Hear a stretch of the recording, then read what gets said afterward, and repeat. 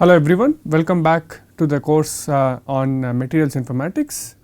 Today we will continue our discussion on density functional theory that we started in our previous lecture. So just to give a brief recap of what we discussed in the last lecture. So we looked at first principles calculations or density functional theory based calculations as key to providing the fuel for most machine learning models or most machine learning engines, right. So they provide the data. And the nice thing about most of these density functional theory based calculations is that you can do calculations in a fairly systematic fashion. The workflows are fairly well established now, and they give pretty reasonable accuracy for a variety of properties that they can actually predict, right. So there are a lot of good things about why density functional theory based calculations provide most of the data for modern machine learning models. What is first principles per se? So it is basically a combination of physical laws and approximations or some kind of principles that we use to basically try to arrive at a solution for this many electrons Schrodinger equation. We looked at two key approximations or two key principles. So one is the Born-Oppenheimer approximation, right. The other is the Pauli's exclusion principle. Born-Oppenheimer is key to decoupling the electron and ion dynamics in a system. So it decouples the electronic motion from the ionic motion.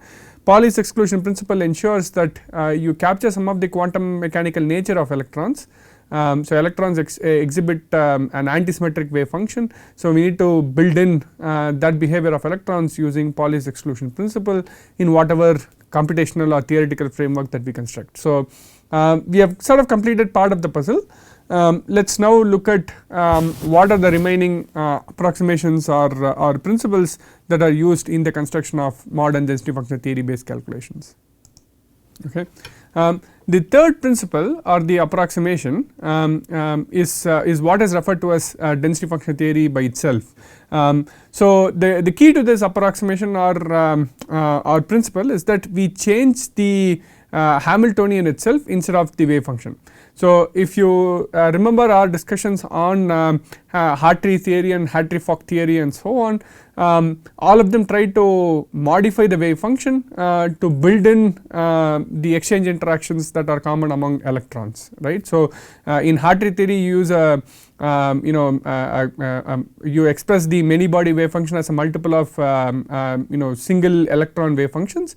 In Hartree-Fock you basically use a set of Slater determinants to represent your many body wave function, so that you build in some kind of antisymmetric nature into your wave function. But in density functional theory you actually change the Hamiltonian itself, or the kinetic energy term, the electron-electron interaction term, nuclear electron interaction terms and so on. So the collection of them is what is referred to as Hamiltonian. We actually change the Hamiltonian instead of the wave function itself. Now the key to density functional theory is basically this translation, right. So we take this many electron wave function and then change that to a single one electron density variable here. So in this many electron wave function, if you have n electrons in your system, you have 3 coordinates for each of these electrons. So this is a 3n, this is a function which has 3n variables, right. But if you replace that with what is referred to as an electron density is a single variable that is spread over x, y and z axis. So it simply just has 3 variables and not 3n variables. So there is a huge reduction in complexity.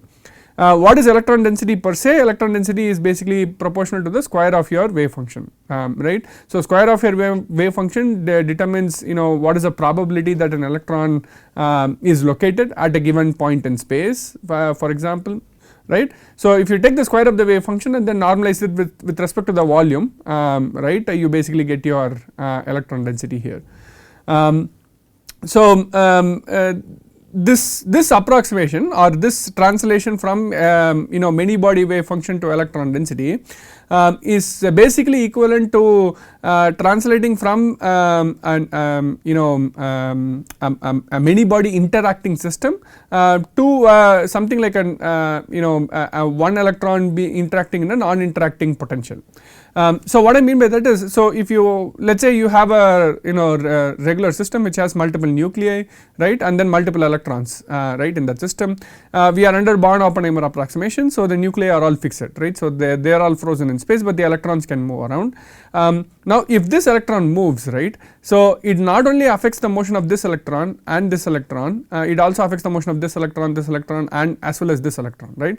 So one small perturbation or one small motion of one of the electrons basically affects all the motions of all the electrons in your system, right.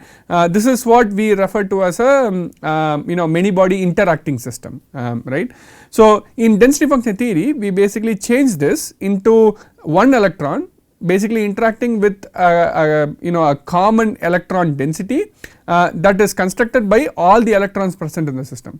So we basically sort of smooth over all the electrons that are available in the system as one variable. So instead of representing them by this many body wave function, we use this electron density variable. So all the electrons now are represented by a single variable or single function, which is the electron density, right. So that is the single function here represented by the solid color here, and we have one electron now moving across this moving across the potential electrostatic potential that is created by this electron density here, right. So we can now split the behavior of our system from worrying about each electron interacting with every other electron to separating all those interactions as one electron interacting with a common field, with a common potential, right. So this electron will interact with your electron density, this electron will interact with its with the electron density separately, this electron will interact with the electron density separately, and so on. So you have a common density and each electron sort of interacts separately by itself, right. So this kind of decoupling is what is crucial to the implementation or the formation of density function theory.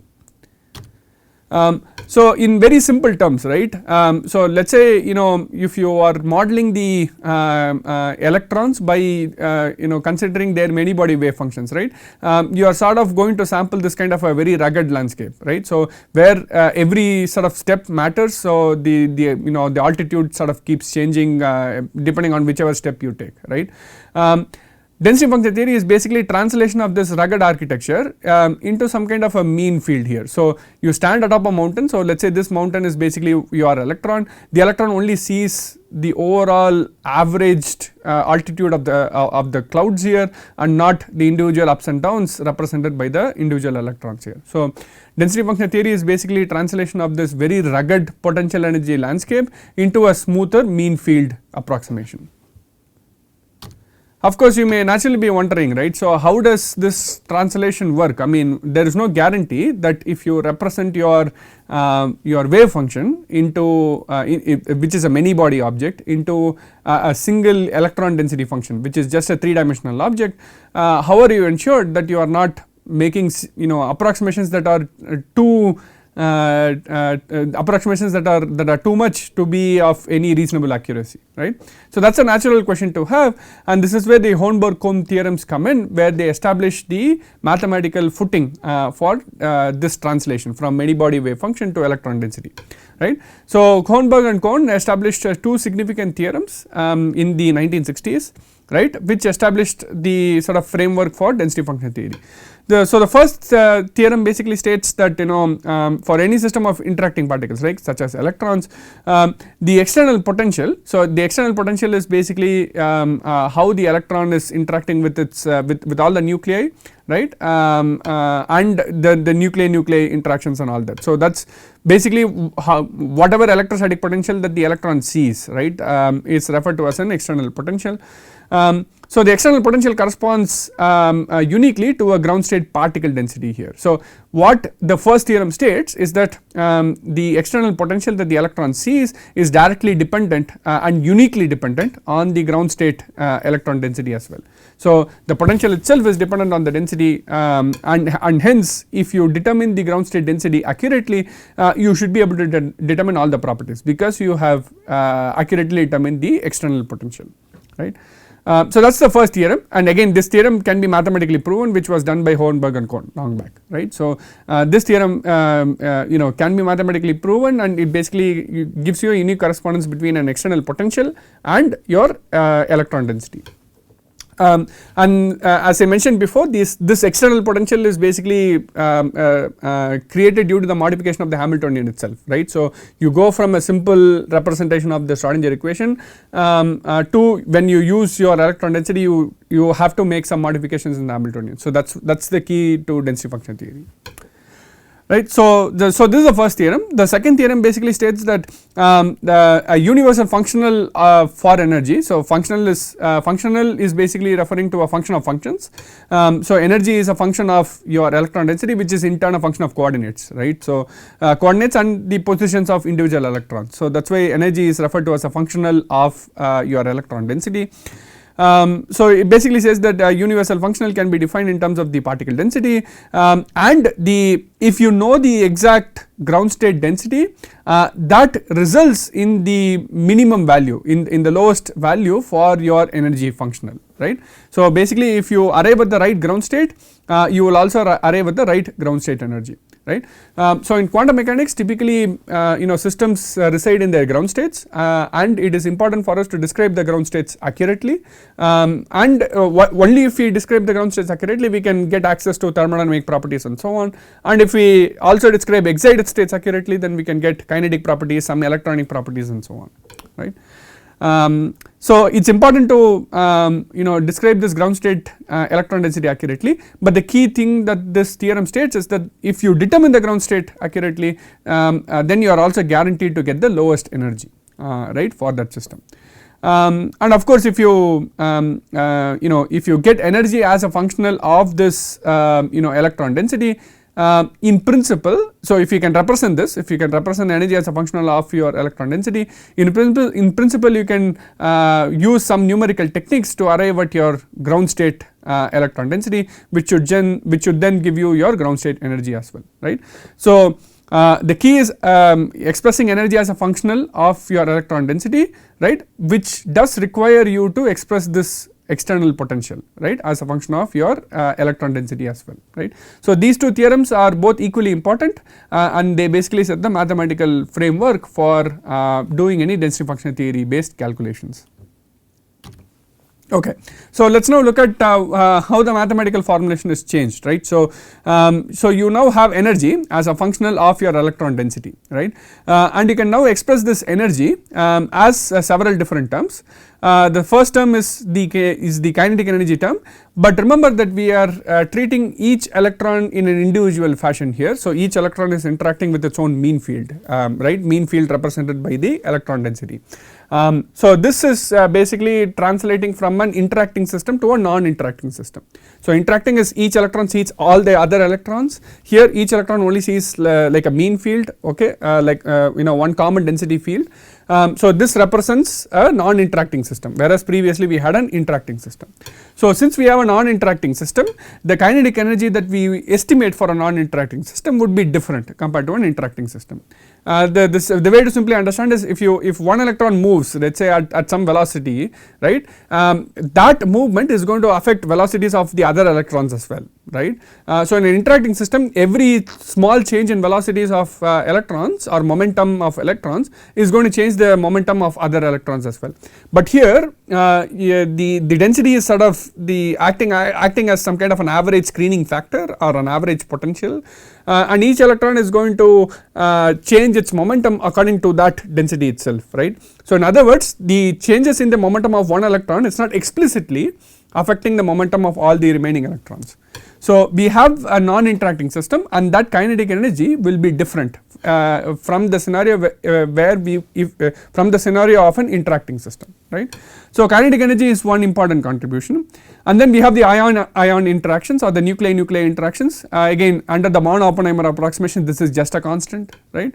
And then we have the ion electron interaction. This is a simple electrostatic term, right. So this is once again, if the nuclei are fixed, then calculating this is not a very difficult proposition.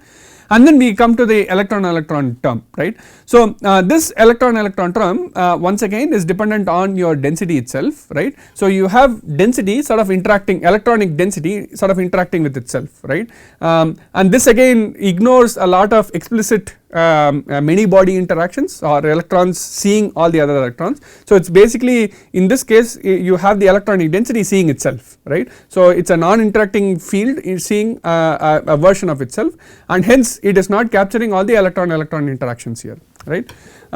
So this electron term basically refers to the standard sort of Coulombic repulsion term, or what is referred to as the Hartree term. Right. So if you remember, when we modified the wave functions to include Pauli's exclusion principle, we got two terms separating out. One was the Coulomb term or the Hartree term, the other was the exchange term, right. So when I write EEE, I am referring to the Coulomb or the Hartree term here, right. So where does the exchange term go? So the exchange and all the other interactions that we are ignoring, which are commonly referred to as correlations, are dumped into this energy term called the exchange correlation term, right. So this is basically an unknown term, and it captures all the remaining interactions that an electron will have with itself and with with all the other electrons and with the nuclei as well, right. So in terms of exchange is so exchange correlation has two terms, right. So one is the exchange interactions and the other is the correlations. So exchange comes from the fact that electronic wave functions have to be antisymmetric in nature. So that's fairly straightforward coming in from your quantum mechanics itself.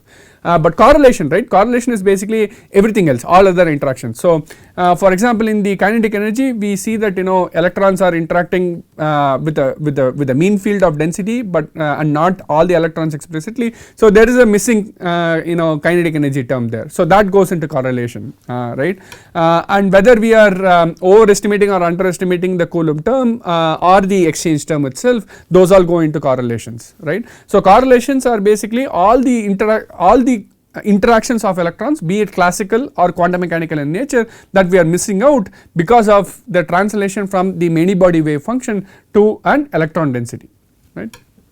Okay. So now that we can write energy as a functional of your density. So just to reiterate, so all these functional forms are fairly straightforward. So these two are simple Coulombic terms like 1 over r type of terms. Kinetic energy is again a simple term. It's the del square of your wave functions basically. So you can write a fairly straightforward mathematical expression for this kinetic energy term. But the exchange correlation term is not very well known, and this is where we need to come up with some kind of approximations to write the exchange correlation functional in a mathematical form, taking in the electron density as a variable, right. Okay. So we have this energy written as a functional of your electron density. So once you have the energy, you can now take the gradient of the energy and get a potential basically. So that's what we do here, VFR.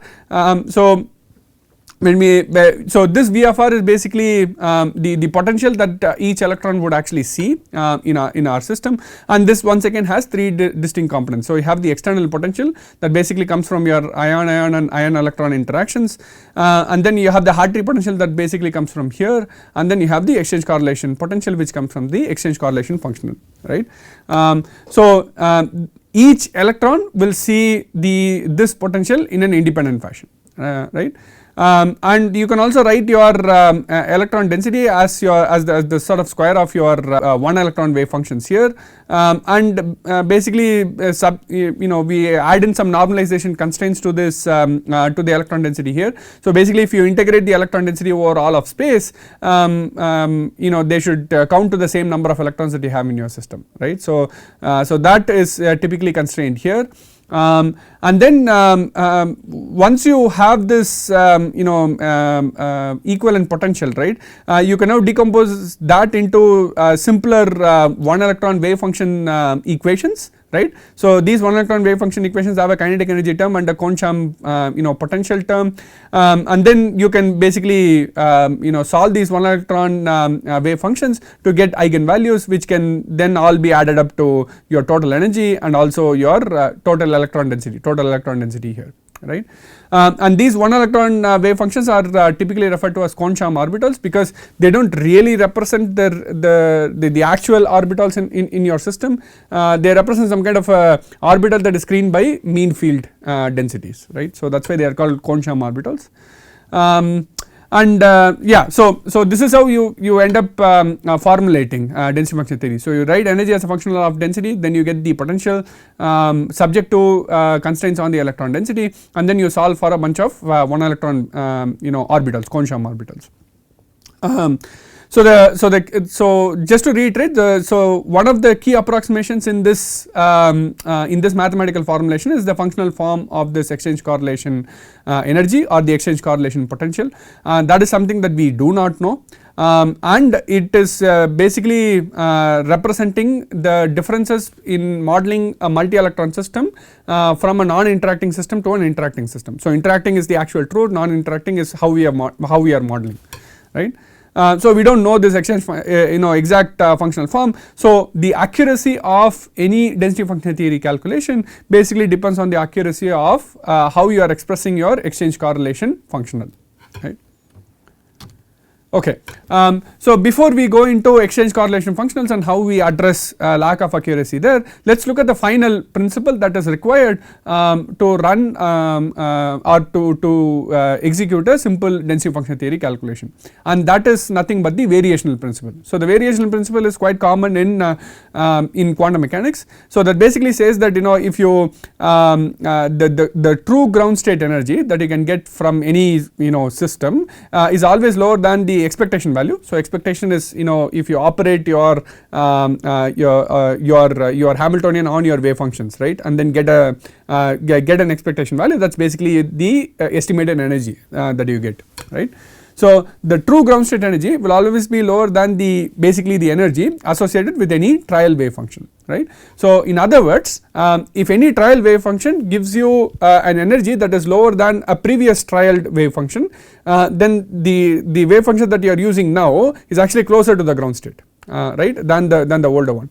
So the variation principle basically says that as you keep lowering your energy, you are getting closer and closer to the ground state, right, because the ground state energy will always be the lowest possible value if you are able to recover the exact wave function. If you are unable to recover the exact wave function, then whatever energy you predict will always be higher than the true ground state energy. So as long as you are reducing energy in a systematic fashion, you are always approaching the ground state, right. So that is what the variational principle states. So lower energy of any trial wave function, you are basically getting closer to the ground state. So this basically guarantees that if you are expressing a true wave function, right, true wave function that you have by projecting that wave function on an orthonormal basis set, as long as your basis set is continuing to expand, so if you are giving more and more degrees of freedom to your basis set, you will get closer to the true wave function and you will get closer to your ground state or your ground state energy, right.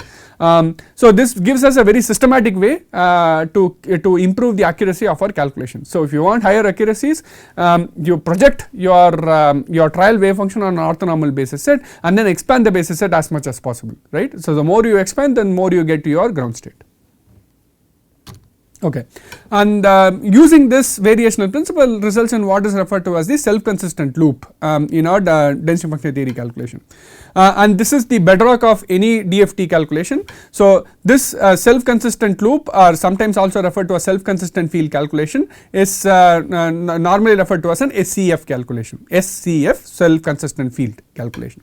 So how does this loop work, right? So you basically have an initial guess of your electron densities and then you calculate your effective potential, right. So you have this external term, you have the Hartree term, and then you have the exchange correlation potential, and then you solve the one electron Kohn-Sham equations or the Kohn-Sham orbitals. So these are your Kohn-Sham orbitals, you subject them to your effective potentials, right, and then you solve for these eigenvalues, and then you calculate your electron density based on your solutions for your one electron wave functions, and once you have the electron density, you then determine whether it is self-consistent or not. So how do you determine whether it is self consistent? You see whether the new electron density differs from the old electron density by less than whatever threshold that you have, right.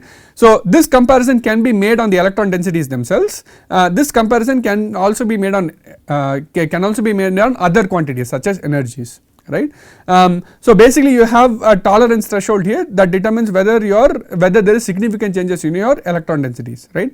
So if there are significant changes, then your electron density is not self consistent, in the sense that the solution that you get from your effective potential is very different from the density that you use to generate that potential, right.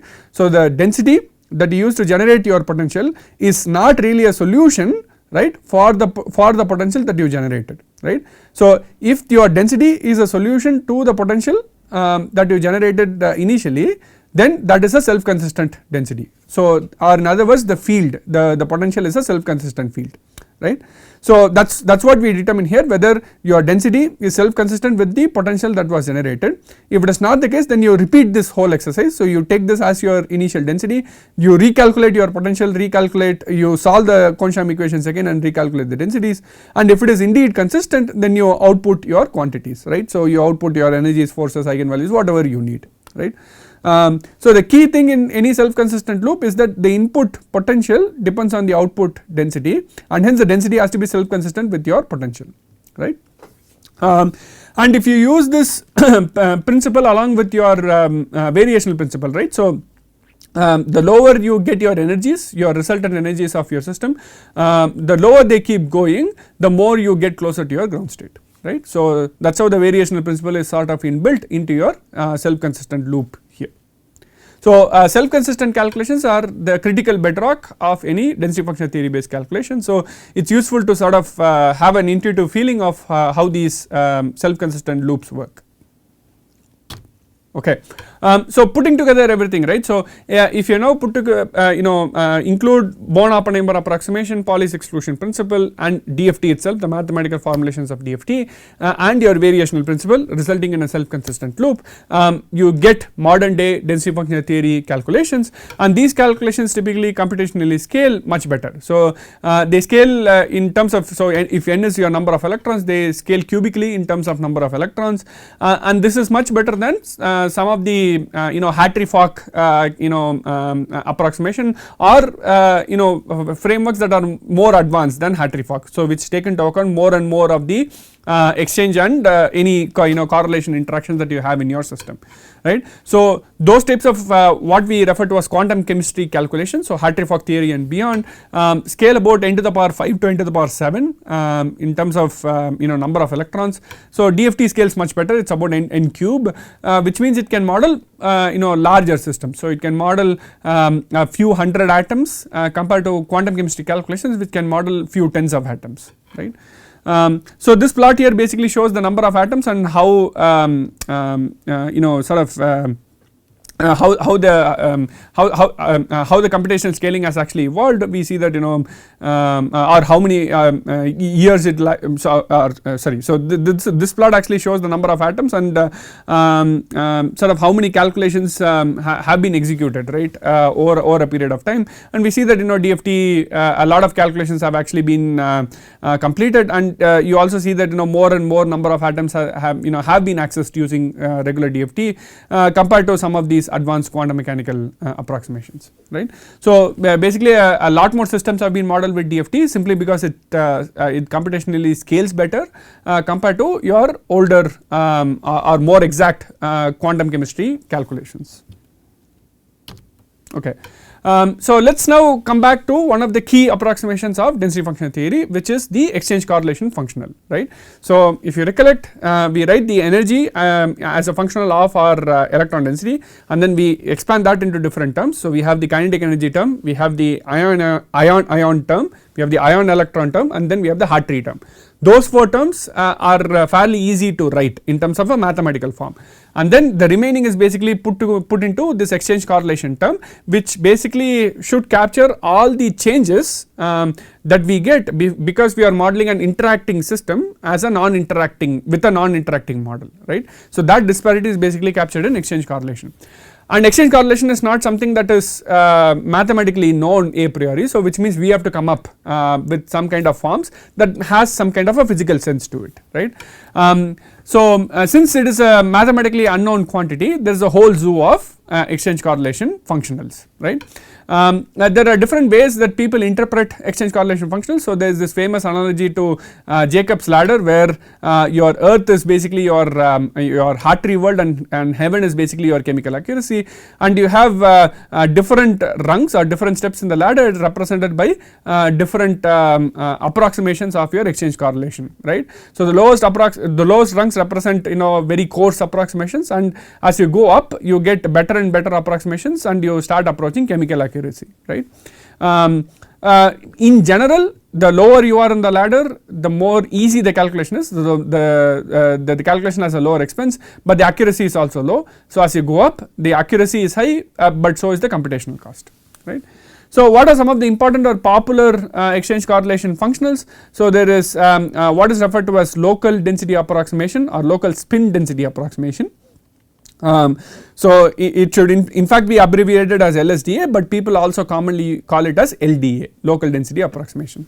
And then there is generalized gradient approximation or GGA. The popular version, there are many different GGAs that are available, but the most popular one of them is what is formulated by Perdue, Burke and Ernst-Zerhoff, or PBE exchange correlation functional. And then there are also a whole class of functionals on that are called meta GGA. And one of the more popular ones is what is referred to as SCAN, or strongly constrained and appropriately normed. And then there are also a whole class of functionals that are hybrid in nature, and one of the popular ones for solid systems is HSE06, which is referred to as screened Haidt-Scuderia-Ernst-Zerhoff functional, right. We'll go through these functionals as we go through this lecture and the next one. Okay. So if you look at how the LDA or local density approximation or local spin density approximation is formulated, it basically assumes that electron density is very slowly varying, right. So what it basically says is that the exchange correlation functional is a function of the electron density at a given point. Right, or at a given region of space. That is why it is referred to as a local electron density, and the functional form of the LDA functional itself assumes that electron density varies very slowly through your system, right.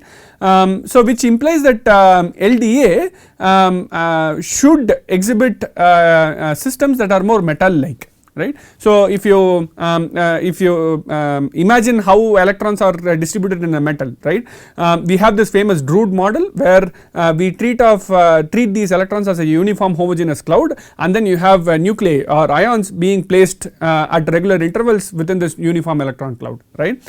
So that is how we treat typical metals. So LDA or LSDA also assumes that electron density is very slowly varying, which implies that it assumes that electrons behave more metal like, right, which implies you would not expect LDA to work very well whenever you have bonded systems. So one of the examples is silicon, right. So silicon has very strong covalent bonding, so you would not expect LDA to work very well, right, with silicon.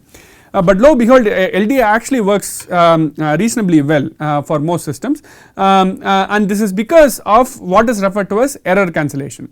Right.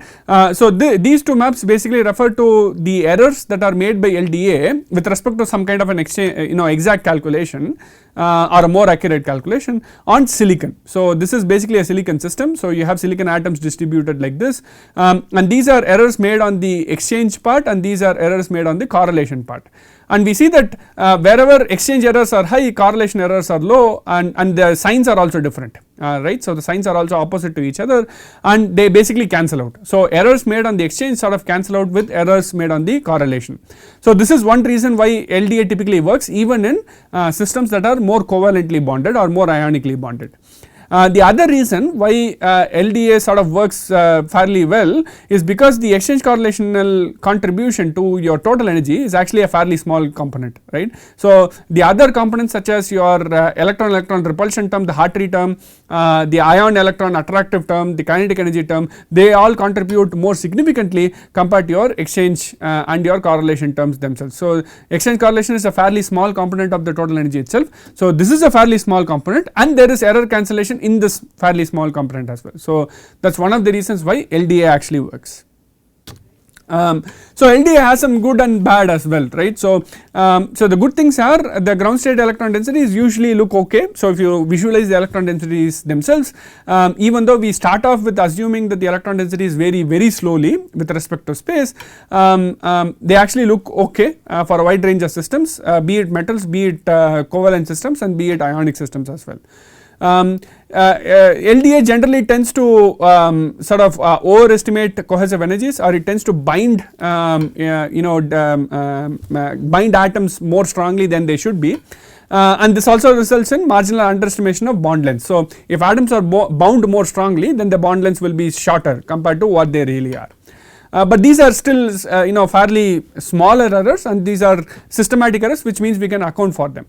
But the bigger problems with LDA comes in highly correlated systems. So if you think about transition metal oxides, where you have very strong interactions among the d electrons of neighboring iron atoms or d electrons of neighboring nickel atoms, right.